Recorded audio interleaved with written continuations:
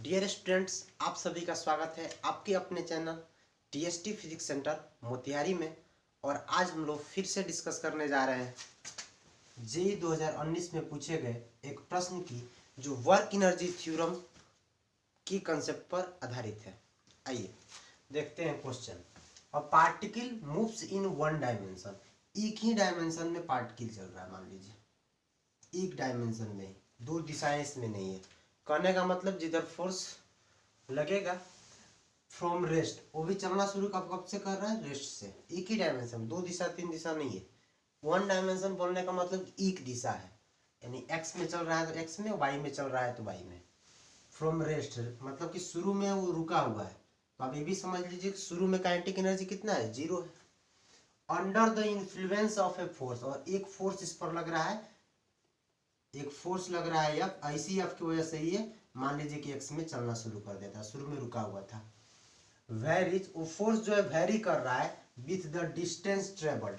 जैसे जैसे डिस्टेंस बढ़ेगा, यहाँ 0 से चलना शुरू किया, ठीक है, लेकिन जैसे जैसे डिस्टेंस बढ़ेगा वैसे वैसे फोर्स भी वेरी कर रहा है। Distance travelled by the particle as shown in figure. तो किस तरह से डिस्टेंस बढ़ने पर फोर्स बढ़ रहा है, तो डिस्टेंस फोर्स का एक ग्राफ दिया गया है। ठीक है, पूछा क्या आपसे, the kinetic energy of the particle after it has travelled 3 metre. 3 metre तक चले जाने पर, ठीक है, 3 मीटर डिस्टेंस तक चले जाने पर पार्टिकल का काइनेटिक एनर्जी क्या हो गया। तो सबसे पहले कि शुरू में काइनेटिक एनर्जी इनिशियल की बात करें तो चूंकि पार्टिकल रेस्ट में था, देखिए यहाँ गिवन है रेस्ट में था, तो इनिशियल काइनेटिक एनर्जी 0 है। जब वो 3 मीटर तक चला गया, मान लीजिए यहाँ पर 3 मीटर है, यहाँ पर कुछ उसके पास फाइनल काइनेटिक एनर्जी आ गया, वो आपसे पूछा है। ठीक है, इनिशियल काइनेटिक एनर्जी 0 है, फाइनल काइनेटिक एनर्जी आपसे पूछा है। तब आप याद कीजिए कंसेप्ट वर्क एनर्जी थ्योरम का, जिसमें कहा गया था कि work done by all the forces equal to change in kinetic energy. Total work done जो होगा सभी बलों की वजह से, वो change in kinetic energy, kinetic energy में बदलाव के बराबर होगा। यही है वर्क एनर्जी थ्योरम। तो यहाँ पर एक ही बल तो काम ही कर रहा है, अंडर इन्फ्लुएंस ऑफ फोर्स, एक ही बल के इन्फ्लुएंस में सब कुछ हो रहा है, यानी उस बल के द्वारा जो कार्य किया गया वो चेंज इन काइनेटिक एनर्जी के बराबर होगा। मतलब जो आपने कार्य किया वो kinetic energy final minus kinetic energy initial के बराबर होगा। ठीक है, अब आपने कार्य कितना किया, कार्य कितना किया ये समझने के लिए आइए कंसेप्ट को समझते हैं। एफ फोर्स लगने से बहुत छोटा डिस्प्लेसमेंट ds होता है। अगर एफ फोर्स लगने से बहुत छोटा डिस्प्लेसमेंट ds होता है तो ये वर्क dw होता है। अगर आप टोटल वर्क निकालना चाहते हैं तो dw का इंटीग्रेशन करते हैं, तो एफ डॉट ds का भी इंटीग्रेशन हो जाता है। ठीक है, और इस एफ डॉट ds का इंटीग्रेशन ये क्या बता रहा है, ये एरिया बता रहा है, area of F versus S curve बता रहा है कि नहीं। जैसे आप ऐसे लिख देते हैं y dx, integration of y dx बताता है area of y versus x curve. उसी तरह से f ds बताएगा area of s, area of s versus s curve. तो यहाँ देखिए फोर्स और डिस्प्लेसमेंट का कर्व दिया है, f और s का कर्व दिया हुआ है। ठीक है, और तो आपको वर्क डन पूछा हुआ है, तो वर्क डन क्या होता है, फोर्स डिस्प्लेसमेंट कर्व के एरिया के बराबर होता है। अब देखिए इस ग्राफ को समझिए, 2 न्यूटन का मान लीजिए बल लगा, और 2 न्यूटन का बल 0 से 2 मीटर तक ले जाने तक कांस्टेंट था। 2 मीटर से 3 मीटर जाने में बल लगातार बढ़ता गया बढ़ते बढ़ते बढ़ते जब तक कि 3 मीटर तक पहुंचा, तब तक बल जो है बढ़ के 3 न्यूटन हो गया। यही ग्राफ है। तो इस बल के द्वारा कितना कार्य किया गया वो इस एरिया के बराबर होगा। इस बल से डिस्टेंस के बीच में जो एरिया है, ग्राफ का जो एरिया है वो कितना है, इसी एरिया के बराबर होगा। तो इस एरिया में सोचिए, एक यहाँ 0 से 2 मीटर लंबा, और 0 से 2 मीटर चौड़ा एक वर्ग है। यहाँ देखिए एक ट्रेंगल है जो 2 से 3 मतलब 1 मीटर बेस, और 2 से 3 1 मीटर लंब वाला परपेंडिकुलर वाला एक ट्रेंगल है, राइट एंगल ट्रेंगल। और यहाँ देखिए एक क्या है, रेक्टेंगल भी है। यहाँ से यहाँ से यहाँ तक देखिए तो एक रेक्टेंगल है जो 1 मीटर जो है इसका चौड़ाई है और 2 मीटर जो है लंबाई है। तो इन सभी एरिया को आप निकाल लीजिए तो कुल वर्क निकल जाएगा। ये तो कंसेप्ट है, ये आप लोगों को क्लास में ऑफलाइन बताया गया होगा, ये कंसेप्ट है, हम भले ही लिख दिए हैं। अब इसको मिटा देते हैं। आप इससे समझ गए कि फोर्स डिस्प्लेसमेंट कर्व का एरिया जो होता है वर्क डन के बराबर होता है। अब आसानी से हम वर्क डन निकालेंगे। वर्क डन क्या होगा, देखिए इसका एरिया निकालिए इस वर्ग का, यहाँ से यहाँ से यहाँ से यहाँ से यहाँ तक, यहाँ से यहाँ तक, फिर यहाँ से यहाँ तक, फिर यहाँ से यहाँ तक, यहाँ से यहाँ तक, उसका एरिया हो जाएगा 2 क्रॉस 2। इस ट्रायंगल का एरिया क्या होगा 1/2, बेस कितना है 1 और हाइट कितना है 1 प्लस, और इस रेक्टेंगल का एरिया 2 × 1। अब देखिए कितना हो गया, निकालिए तो 2 दूना 4, यहाँ से आया 1/2 तो हाफ, और ये हो गया 2 तो हो गया 6 प्लस हाफ, आप इसको लिख सकते हैं 6.5 जूल।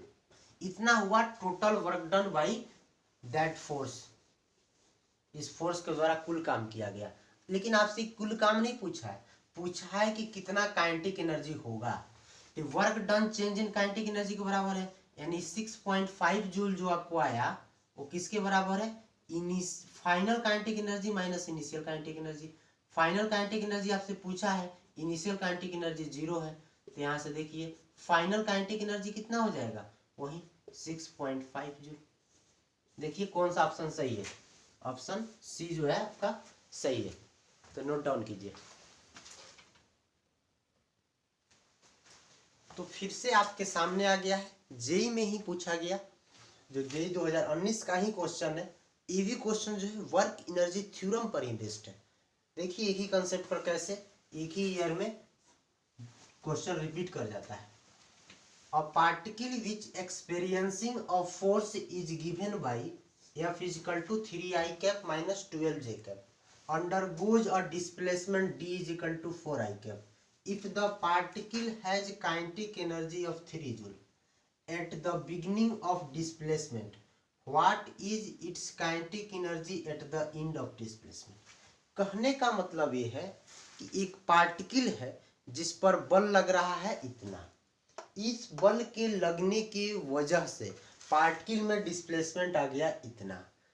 अब इस डिस्प्लेसमेंट की शुरुआत बिंदु पर पार्टिकल का काइनेटिक एनर्जी 3 जूल था। डिस्प्लेसमेंट जब खत्म हुआ तब उसका काइनेटिक एनर्जी कितना हो गया है, ये आपसे पूछा गया है। तो इनिशियल काइनेटिक एनर्जी आपको गिवन है, फोर्स गिवन है, डिस्प्लेसमेंट गिवन है। तो इस फोर्स के लगने से उस पार्टिकल पर एक डिस्प्लेसमेंट आया है, तो इसका मतलब इस फोर्स ने उस पार्टिकल पर एक कार्य किया है। इसका कार्य किया गया कार्य उस पार्टिकल में आए हुए चेंज इन काइनेटिक एनर्जी के बराबर होगा। अच्छा ये हम लोग कैसे जानते हैं, क्योंकि वर्क एनर्जी थ्योरम यही तो कहता है कि work done by total forces या all the forces equal to change in kinetic energy. सभी बलों द्वारा किया गया कार्य उस पार्टिकल में आए काइनेटिक एनर्जी, पार्टिकल की काइनेटिक एनर्जी में आए चेंज के बराबर होता है। क्या कहता है work energy theorem, work energy theorem WET क्या कहता है, वर्क डन इक्वल है चेंज इन काइनेटिक एनर्जी के, मतलब final kinetic energy minus initial kinetic energy के। तो सबसे पहले हम निकालें कि वर्क कितना हुआ। वर्क है हमारा फोर्स डॉट डिस्प्लेसमेंट। फोर्स का फोर्स दिया है वेक्टर फॉर्म में 3I cap minus 12J cap dot S। देखिए डिस्प्लेसमेंट गिवन है, D लिखा हुआ है, DS कुछ भी लिख दे, डिस्प्लेसमेंट वेरिएबल वेरिएबल से बहुत नहीं कंफ्यूज होना है। D लिखा हुआ है, इसी डिस्प्लेसमेंट का एक सिंबल दिया गया। आप भी यहाँ D वेक्टर लिख सकते थे, हम S लिखे हैं क्योंकि शुरू से क्लास में S पढ़ाया जाता है, उससे कोई बहस नहीं बनती है। 4I cap. अच्छा जे कैप नहीं है तो आप सोच लीजिए 0J कैप सिखाया गया वो वेक्टर के डॉट प्रोडक्ट में कीजिए, क्या हो जाएगा, I वाला I के साथ मल्टीप्लाई होगा 12, और ये जो है J वाला के साथ मल्टीप्लाई होगा तो -0, कितना आ गया 12 जूल। वर्क डन जूल में दिया गया, ठीक है। अब इस वर्क एनर्जी थ्योरम का उपयोग कीजिए। वर्क डन आपका 12 जूल है, फाइनल काइनेटिक एनर्जी तो आपसे पूछा गया है जब डिस्प्लेसमेंट खत्म होगा तब kinetic energy at the end of displacement, final kinetic energy वही तो पूछा गया है। अच्छा, इनिशियल काइनेटिक एनर्जी 3 जूल था, तब देखिए फाइनल काइनेटिक एनर्जी कितना हो जाएगा, 12 + 3 = 15 जूल, 15 जूल। देखिए ऑप्शन बी जो है सही है।